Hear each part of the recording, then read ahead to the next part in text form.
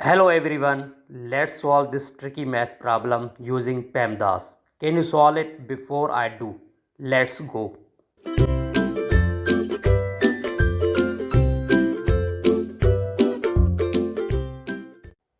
Step 1. Parentheses. First we solve anything inside the parentheses. Here we have parentheses start 6 plus 6 parentheses over which equals 12. So the problem becomes 12 minus 6 times 2 divide 6 plus 2 cube. Now step 2. Exponents. Next we handle exponents. 2 cube means 2 times 2 times 2 which is 8. Now our expression looks like this.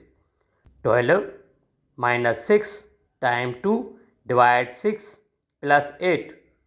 Step 3. Multiplication and division from left to right. Now we do multiplication and division from left to right.